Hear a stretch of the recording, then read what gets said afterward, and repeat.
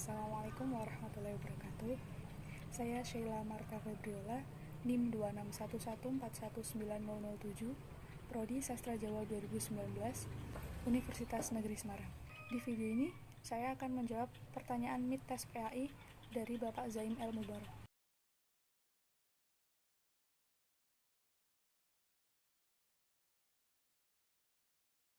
Yang paling tepat diajarkan Islam kepada kaum milenial saat ini adalah mengenai pentingnya akhlak dan berperilaku yang baik dan sesuai dengan ajaran Nabi dan Rasul.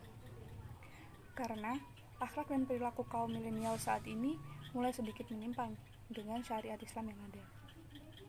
Meskipun tidak semua, tetapi pembelajaran dan pengajaran akhlak atau perilaku yang baik sangat penting untuk masa yang akan datang.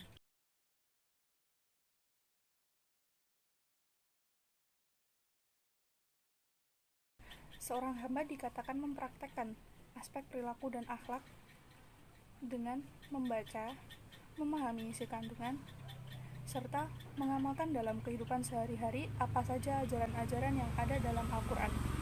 Seperti contohnya, mempraktekkan bagaimana ibadah yang baik, selalu sopan santun dalam segala hal, gemar bersedekah, dan mengamalkan atau mempraktekkan ajaran tentang tata cara hidup yang sesuai dengan syariat Islam.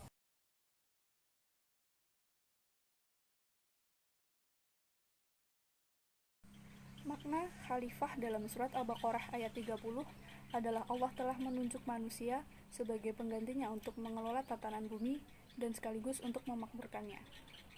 Manusia diberi tanggung jawab untuk menggali potensi-potensi yang ada di bumi ini, untuk diolah dan digunakan dengan baik sebagai sarana untuk beribadah kepada Allah.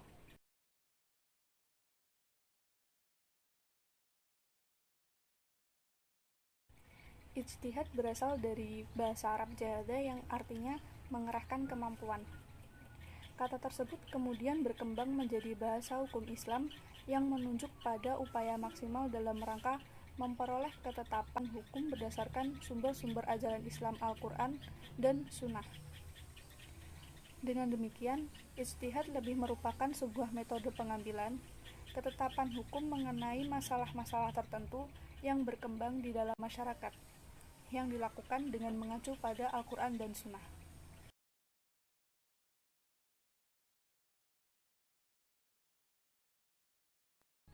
Kata insan disebut dalam Al-Quran sebanyak 65 kali, dan salah satunya terdapat dalam surat Al-Alaq ayat 5 yang berbunyi Allamal insana ma lam ya'lam, yang artinya dia mengajarkan manusia apa yang tidak diketahuinya. Konsep insan selalu dihubungkan pada sifat psikologis atau spiritual manusia sebagai makhluk yang berpikir, berilmu, kreatif, dinamis, dan terus bergerak menuju ke arah kesempurnaan. Kata bashar diambil dari akar kata yang pada mulanya berarti penampakan sesuatu dengan baik dan indah. Dari akar kata yang sama, lahir kata basyarah yang berarti kulit. Manusia dinamai bashar karena kulitnya tampak jelas dan berbeda dengan kulit binatang atau makhluk lain.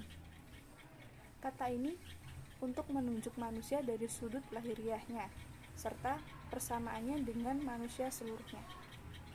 Di sisi lain, banyak ayat-ayat Al-Quran yang menggunakan kata bashar yang mengisyaratkan bahwa proses kejadian manusia sebagai bashar melalui tahap-tahap sehingga mencapai tahap kedewasaan. Hal ini sebagaimana dalam surat Al-Rum ayat 20 yang artinya, dan diantara tanda-tanda kekuasaannya, Allah menciptakan kamu dari tanah.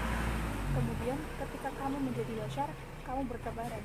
Bertebaran di sini dapat diartikan berkembang biak akibat hubungan atau bertebaran mencari rezeki. Kedua hal ini tidak dilakukan oleh manusia kecuali oleh orang yang memiliki kedewasaan dan tanggung jawab. Demikian terlihat bashar dikaitkan dengan kedewasaan dalam kehidupan manusia, yang menjadikannya mampu memikul tanggung jawab, dan karena itu pula tugas kekhalifahan dibebankan kepada bashar. Yang ketiga adalah Bani Adam. Kata Bani Adam terulang dalam Al-Quran sebanyak 6 kali. Penggunaan kata ini dapat disimpulkan bahwa manusia secara historisnya adalah keturunan dari Nabi Adam. Hal ini sebagaimana firman Allah dalam surat Al-A'raf ayat 31, yang artinya, Hai anak Adam, manusia, Pakailah pakaianmu yang indah di setiap memasuki masjid. Makan minumlah kamu dan jangan berlebih-lebihan, karena sesungguhnya Allah tidak menyukai orang-orang yang berlebih-lebihan.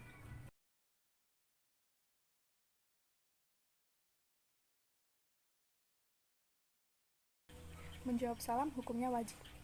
Namun, ketika kita sedang sholat dan kita mendengar seseorang mengucapkan salam, maka kita cukup menjawabnya di dalam hati.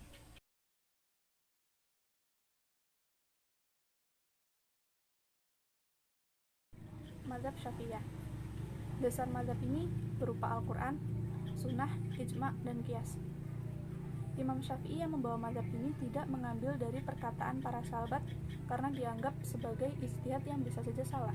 Beliau juga tidak mengambil istihsan atau menganggap baik suatu masalah sebagai dasar mazhabnya.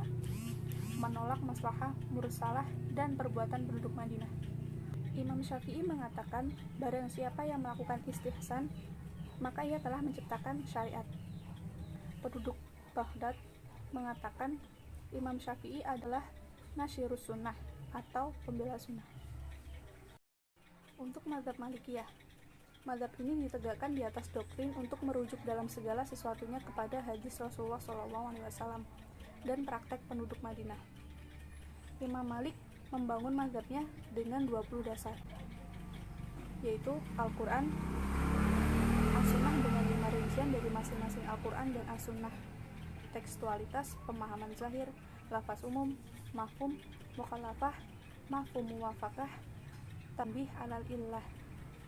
Lalu ada ijma', qiyas, amal ahlul Madinah atau perbuatan penduduk Madinah, perkataan sahabat, istihsan, sabdu zarai, mura'atul khilaf, istishab, maslahah mursalah, syar'uman qoblana atau syariat Nabi terdahulu.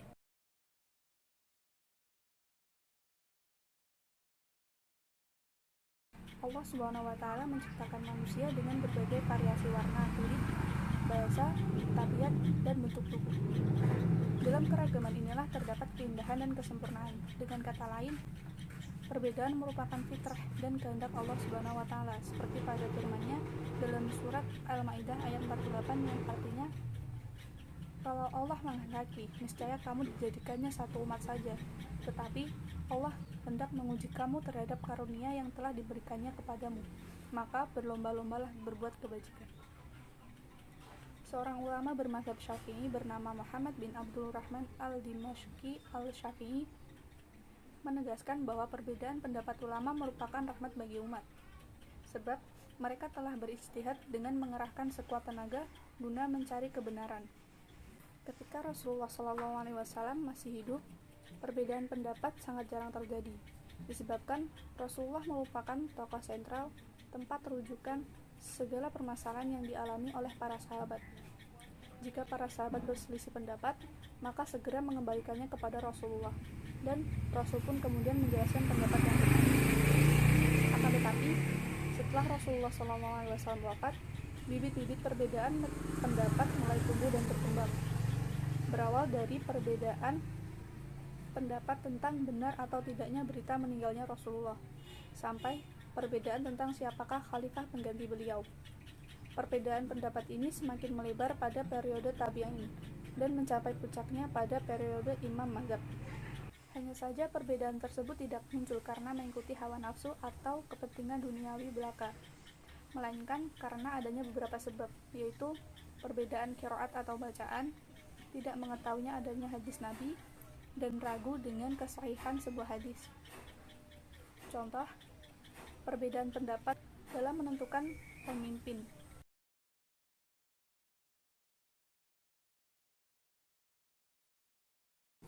HAM secara umum merupakan sebuah konsep hukum dan normatif yang menyatakan bahwa manusia memiliki hak yang melekat pada dirinya karena ia adalah seorang manusia.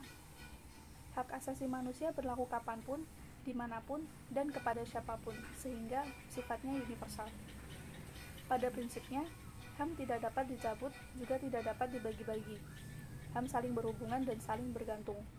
Biasanya, HAM dialamatkan kepada negara, atau dalam kata lain, negara yang memiliki kewajiban untuk menghormati, melindungi, dan memenuhi HAM tersebut, termasuk mencegah dan menindaklanjuti pelanggaran yang dilakukan oleh swasta. Secara konseptual, HAM dapat dilandaskan pada keyakinan bahwa hak tersebut dianugerahkan secara alamiah oleh alam semesta. Sementara itu, mereka yang menolak penggunaan unsur alamiah meyakini bahwa HAM merupakan pengejawantahan nilai-nilai yang disepakati oleh masyarakat. HAM dalam Islam. HAM dalam Islam secara jelas dinyatakan untuk kepentingan manusia melalui syariat Islam yang diungkapkan melalui wahyu. Menurut syariah, manusia adalah makhluk bebas yang memiliki tugas dan tanggung jawab, dan karenanya mereka juga memiliki hak dan kebebasan. Dasarnya adalah keadilan yang ditegakkan atas dasar kesetaraan atau egaliter, tanpa pandang bulu. Terdapat 5 konsep dasar untuk menjaga hak setiap orang, yaitu 1. Hifdzu al-din atau penghormatan terhadap kebebasan beragama. Yang kedua, hifdzu al-mal, penghormatan terhadap harta. Yang ketiga, hifdzu al-nafs wa al-ird atau penghormatan terhadap jiwa, hak untuk hidup dan kehormatan individu. Yang keempat, hifdzu al-aql atau penghormatan terhadap kebebasan berpikir. Yang kelima, hifdzu an-nasl, keharusan untuk melindungi keturunan.